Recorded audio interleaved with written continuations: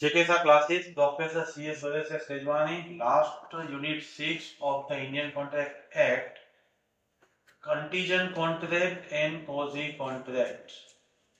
सबसे पहले देखेंगे हम कंटीजेंट कॉन्ट्रैक्ट सेक्शन 31। जहां पे कंटीजेंट कॉन्ट्रैक्ट वर्ड आप सुनते हो तब आपको इंश्योरेंस कंपनी को याद करना है। आप अपने एक्टिवा का इंश्योरेंस लेने जाते हो तो एक्सीडेंट होता है तो ही क्लेम आपको कंपनी पे करती है, प्रीमियम आपको रेगुलरली पे करना होता है।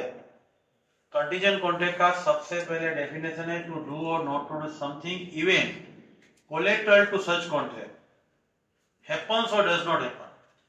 तो उसका मतलब क्या होता है? टू डू और नॉट टू डू समथिंग, यानी इंश्योरेंस कंपनी क्लेम पे करेगी या नहीं करेगी। Event collateral to such contract that is accident. Accident happens और नॉट हैपन्स।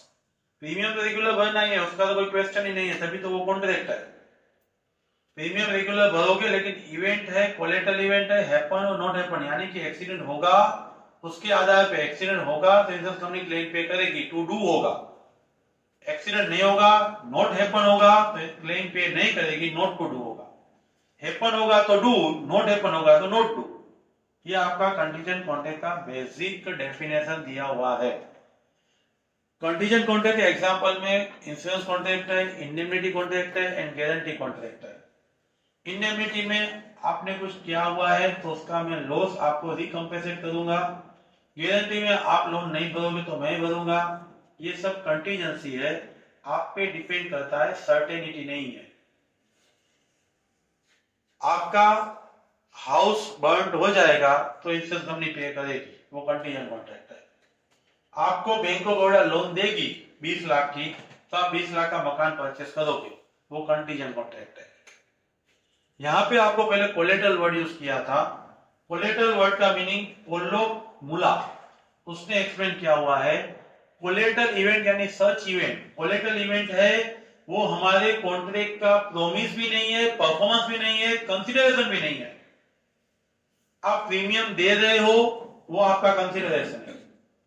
इंश्योरेंस कंपनी ने आपको प्रॉमिस दिया है मैं क्लेम पे करूंगा, वो प्रॉमिस है। प्रॉमिस यानी फ्यूचर में करूंगा, परफॉर्मेंस अभी कर रहा हूं। लेकिन ये कोलेटरल इवेंट एक्सीडेंट होना, वो प्रॉमिस भी नहीं है, परफॉर्मेंस भी नहीं है, कॉन्ट्रैक्ट का कंसीडरेशन भी नहीं है। मेन कॉन्ट्रैक्ट जो है प्रीमियम एंड क्लेम का, वो अलग है। ये दूसरी ही इवेंट है जिसके बेस पे ये फर्स्ट इवेंट डिपेंड कर रही है। इसीलिए बोला है पोलोक एंड मुला ने, collateral event promise performance consideration नहीं है। House burn is a collateral event, loan मिलना that is the collateral event. Essential of the contingent contract, 4 points आपको essential of the contingent contract दिया हुआ है, वो डेफिनेशन पे से 3 पॉइंट तो मिल जाएंगे। Contingent contract depends on to और not to do something that is the event. Event पे डिपेंड कर रहा है कि कंटीजेंट कॉन्ट्रैक्ट इन्फोर्स होगा या नहीं होगा। हाउस बर्न होगा, वो इवेंट ही है, इवेंट पे डिपेंड करेगा। और सेकंड पॉइंट दिया हुआ है, event must be collateral. Event है वो कोलेटरल होना चाहिए, लोन मिलना, हाउस बर्न होना, वो कोलेटरल इवेंट है। कंडीशनल नहीं होना चाहिए, आप मुझे गुड्स दोगे तो मैं पैसा दूंगा, वो कंटीजेंट नहीं है, वो कंडीशनल है। ए बी से शादी करेगा तो मैं पैसा दूंगा, तो वो भी आपको श्री मटेरियल में बोल ही दिया है, ये कंटीजेंट नहीं है, कोलेटरल इवेंट ही नहीं है। ऐसा थोड़ा है कि हमने प्रीमियम पे किया क्लेम आने वाला है। और थर्ड है स्विमिंग पूल, आपने जैसा मैंने बोला है वैसा ही बना के दोगे तो 20 लाख दूंगा। ये तीनों, स्विमिंग पूल है, मैरिज है, गुड्स है, वो कंटीजेंट कॉन्ट्रैक्ट नहीं है। एग्जाम में 2 मार्क में पूछ सकते हैं। थर्ड विल, मेरी इच्छा होगी तो मैं आपको पेमेंट करूंगा, कभी पेमेंट करने की किसी इच्छा होती ही नहीं है। कोई भी contract merely depends on the will, it is not a contingent contract. If it depends on will and other factor, then it can be a contingent contract. मेरी इच्छा होगी तो पैसा दूंगा, वो कंटीजेंट नहीं है। मैं कल बॉम्बे पहुंचूंगा तो दूंगा, वो कंटीजेंट है। बारिश नहीं आएगी तो मैं फ्लाइट आएगी तो उसमें मैं जाऊंगा तो वहां पहुंचूंगा। बारिश आएगी या नहीं आएगी, फ्लाइट आएगी या नहीं आएगी, वो सिर्फ मेरे विल पे डिपेंड नहीं कर रहा है। विल तो है ही, फ्लाइट आगे में गया ही नहीं तो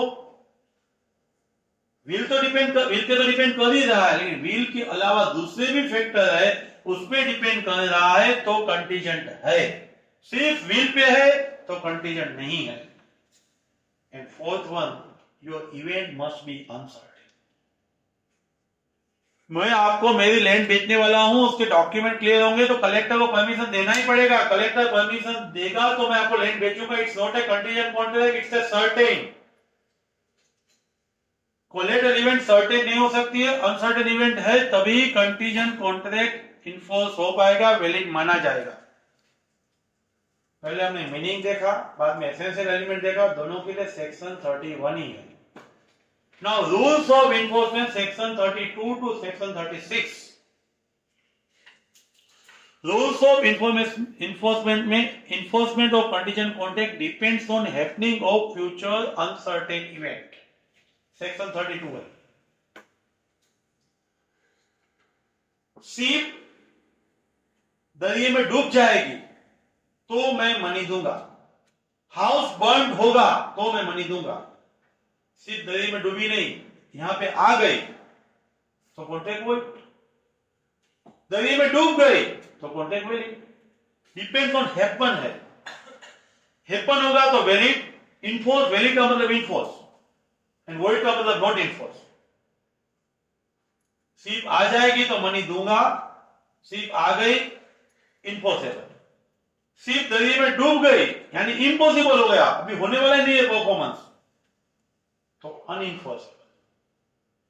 सेक्शन 33, हैपन की जगह contingent contract depends on non happening of future uncertain event. Non happening, कल सवेरे तक शिप नहीं आएगी तो मैं मनी दूंगा। वैसे सेकंड एंड फिफ्थ सिमिलर हो जाते हैं, इसलिए सवेरे निकालना पड़ेगा। शिप नहीं आएगी तो मनी दूंगा, तो शिप डूब जाएगी तो इम्पॉसिबल हो गया, तो इनफोर्स। आ गई तो नॉट इनफोर्स। हैपनिंग में और नॉट हैपनिंग में उल्टा है। हैपनिंग में शिप आने वाली है तो मनी दूंगा, तो आएगी तो वैलिड, नहीं आएगी तो वॉइड। नॉट हैपनिंग में नहीं आएगी तो मनी दूंगा, तो डूब जाएगी तो वैलिड, आ जाएगी तो वॉइड। और थर्ड पॉइंट है सेक्शन 34, वॉइडी है, अनइन्फोर्सेबल ही है। Although it is possible by the conduct of living person it can be enforced, but it is immoral. Hence you assume that it is void.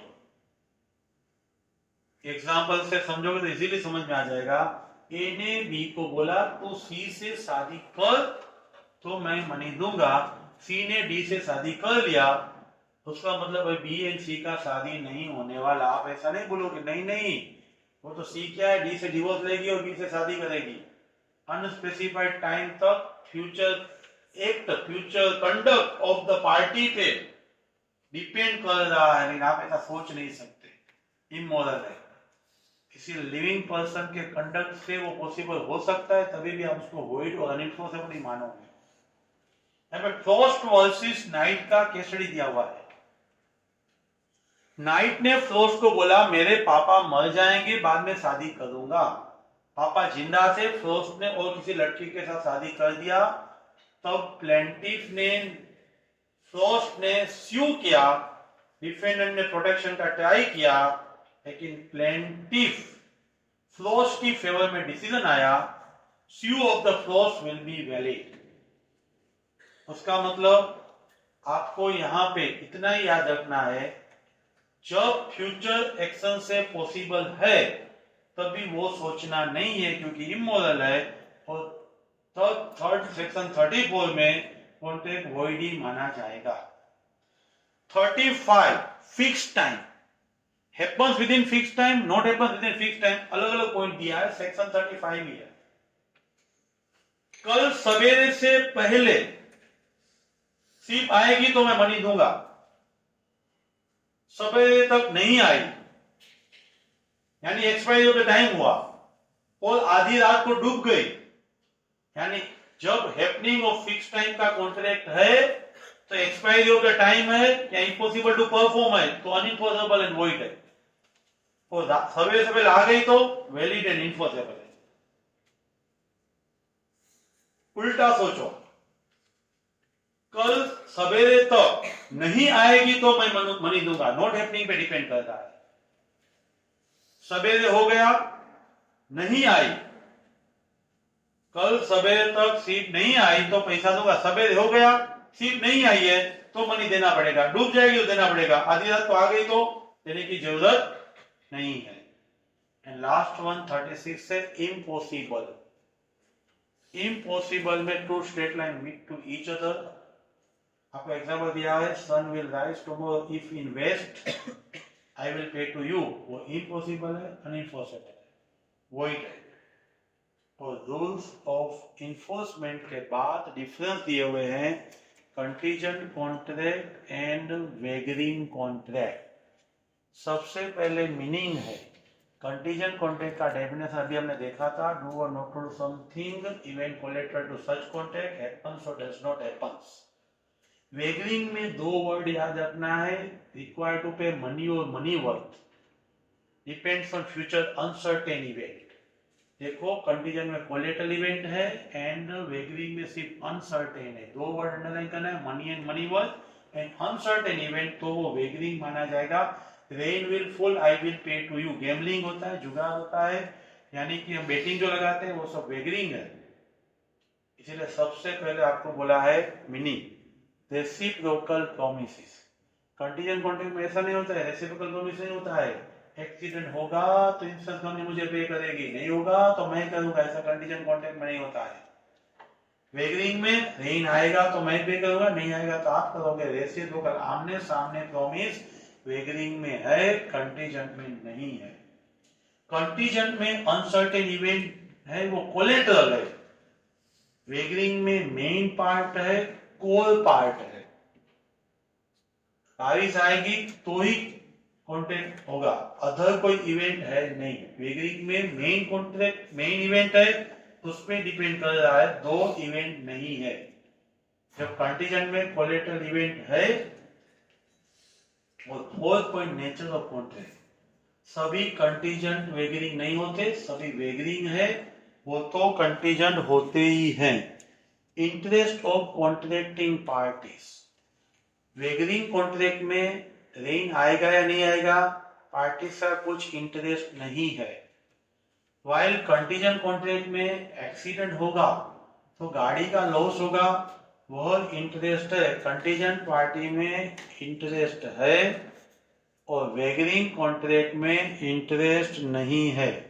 Mutuality of the gain और loss, वेगरिंग में सिर्फ हारो या जीतो, gain और loss उतना ही है। Contingent में गेन और लॉस का कंसेप्ट नहीं है। एंड इफेक्ट ऑफ कॉन्ट्रैक्ट में कंटीजेंट वैलिड है, वेगरिंग है वो वॉइड है। सेकंड डिसीजन के दिया हुआ है आपको इंश्योरेंस एंड वेगरिंग। इंश्योरेंस का कॉन्ट्रैक्ट ऑफ इंडेमनिटी है, कंटीजेंट जैसा ही है, एक्सीडेंट होगा तो आपको मनी दिया जाएगा। इंश्योरेंस कॉन्ट्रैक्ट में कंसीडरेशन क्रक्स पॉइंट है, वो प्रीमियम है, प्रीमियम तो पे करना ही है। इंश्योरेंस कॉन्ट्रैक्ट के अंदर आपका उस इवेंट में इंश्योरेबल इंटरेस्ट है, यानी प्रॉपर्टी लॉस होगी तो आपको नुकसान जाएगा, इसीलिए थर्ड पॉइंट इंश्योरेबल इंटरेस्ट है। फोर्थ है वो कॉन्ट्रैक्ट ऑफ इंडेमनिटी, कंपेंसेशन देना वो पर्पस है इंश्योरेंस का। इन्फोर्सेबिलिटी, इंश्योरेंस इन्फोर्सेबल है, वेगरिंग वॉइड होने की वजह से इन्फोर्सेबल नहीं है। इंश्योरेंस में प्रीमियम साइंटिफिकली कैलकुलेट किया जाता है, वेगरिंग में विन लॉस है वो लमसम डिसाइड किया जाता है। इंश्योरेंस पब्लिक वेलफेयर के लिए बेनिफिशियल है, जब वेगरिंग है उसमें पब्लिक वेलफेयर नहीं है, पब्लिक को नुकसान होता है। कंटीजेंट कॉन्ट्रैक्ट के बाद नेक्स्ट कंसेप्ट है that is the quasi contract. Quasi contract normally contract के अंदर offer, acceptance, consideration, lawful object, lawful consideration, section 10 के सब एलिमेंट होते हैं, तभी वो वैलिड कॉन्ट्रैक्ट माना जाता है। लेकिन लॉ की वजह से कई कॉन्ट्रैक्ट ऐसे हैं जिसमें सेक्शन 10 के कोई एलिमेंट नहीं है, ऑफर, एक्सेप्टेंस, कंसीडरेशन कुछ भी नहीं है, तभी भी लॉ है वो एक पार्टी पे ऑब्लिगेशन, रिस्पॉन्सिबिलिटी इंपोज करती है और दूसरी पार्टी पे लायबिलिटी डालती है। सोशल ऑब्लिगेशन की वजह से भी लॉ को यह करना पड़ता है। लॉ क्वासी कॉन्ट्रैक्ट क्यों इंपोज करवाती है? उसकी वजह यह है, लैटिन मैक्सिम बोल रहा है, no rich man can grow with the loss to the other. किसी को नुकसान पहुंचा के दूसरा बंदा आगे नहीं निकल सकता है, नहीं निकलना चाहिए।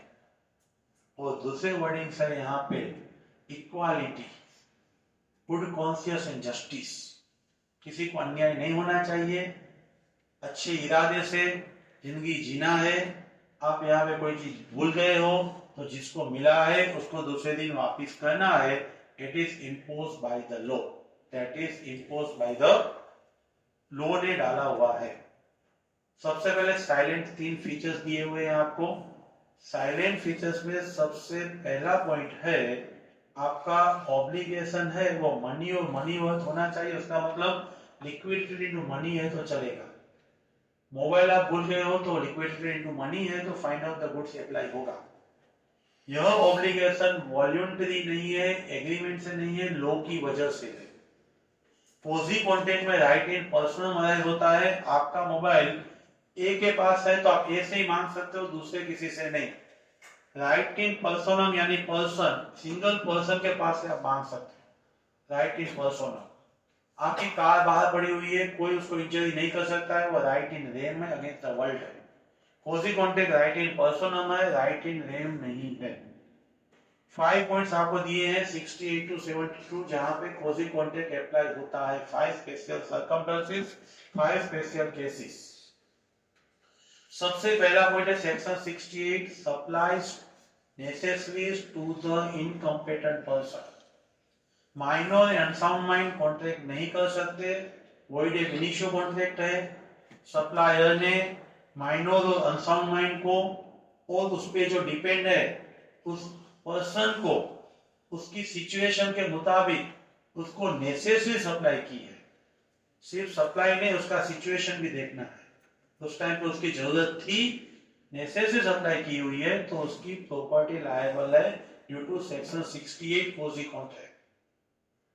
68 के बाद है 69 payment by the interested person.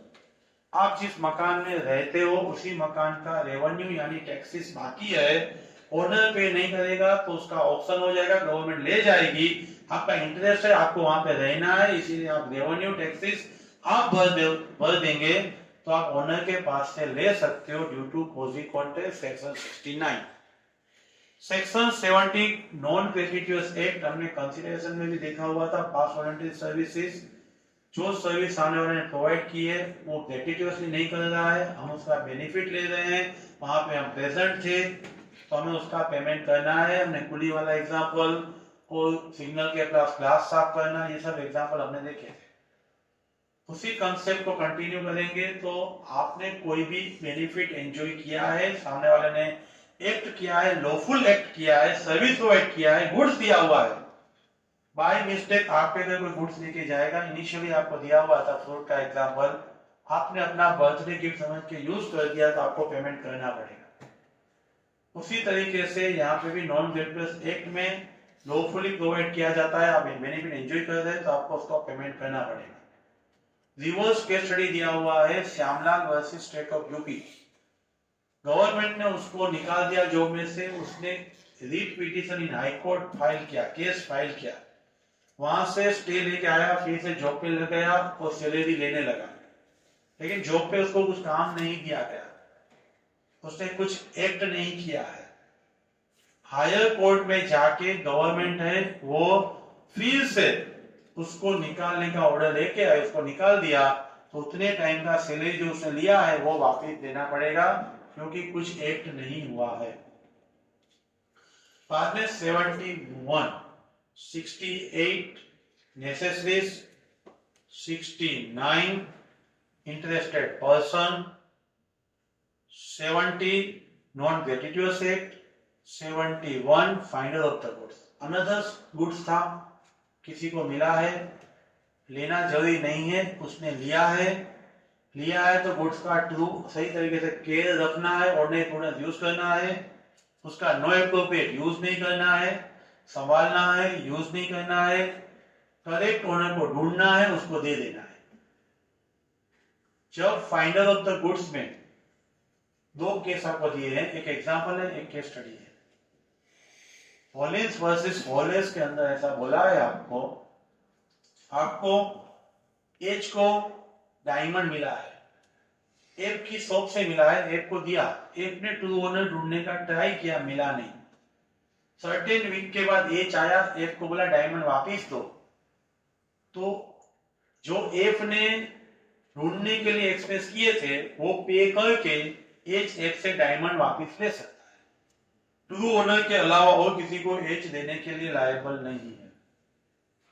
दूसरा एग्जांपल है, पी डी की दुकान पे अपना कोट का ब्रोच भूल गया, डी के आशीष से डोर में रख दिया, वीकेंड को संडे को कोई चुरा के ले गया, जब मंडे को आए तो मालूम पड़ा, तो दुकानदार है उसका डैमेजेस पे करेगा। किसी की चीज संभालने की ताकत है तो मत लो, संभालने की ताकत है तभी लो, वरना मत लो। फाइंडर ऑफ द गुड्स है, उसके बाद लास्ट सेक्शन है 72 में बाय मिस्टेक और कोशोइंशियल कुछ भी फायदा लिया है, बेनिफिट लिया है तो वो वापस दे। बाय मिस्टेक किसी ने गुड्स दिया, आपने यूज कर दिया, उसका पेमेंट कर दो। यहाँ पे मिस्टेक और कोशन बहुत वाइड है, उसमें फ्लड भी आ जाएगा, एक्सटॉर्शन भी आ जाएगा, ऑपरेशन मिसमैनेजमेंट सब कुछ आ जाएगा। Anyway you have wrongly get the benefit, you must restore. यहाँ पे दो आपको केसरी दिया हुआ है।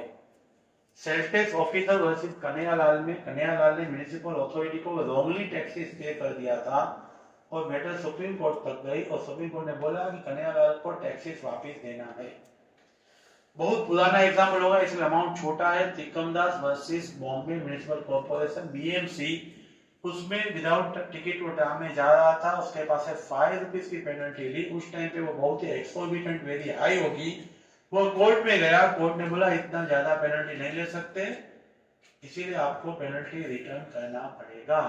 लास्ट में आपको positive contract and simple contract का डिफरेंस दिया हुआ है, 2 पॉइंट दिए हुए हैं। Essential elements of the contract वो पॉजिटिव कॉन्ट्रैक्ट में नहीं होते हैं एंड नॉर्मल कॉन्ट्रैक्ट में होते हैं। पॉजिटिव कॉन्ट्रैक्ट लो इंपोज करता है और सिंपल कॉन्ट्रैक्ट है वो एग्रीमेंट से डिसाइड किया जाता है। Thank you very